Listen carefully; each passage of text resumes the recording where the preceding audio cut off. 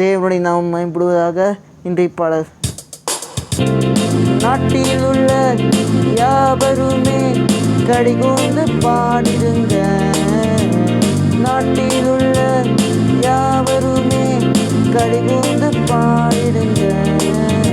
கர்த்தர் வருகின்றார் வருகின்றார் நீதியோடு நியாயத்தீர்க்க கர்த்தர் வருகின்றார் வருகின்றார் நீதியோடு நியாயத்தீர்க்க வருகின்றார்.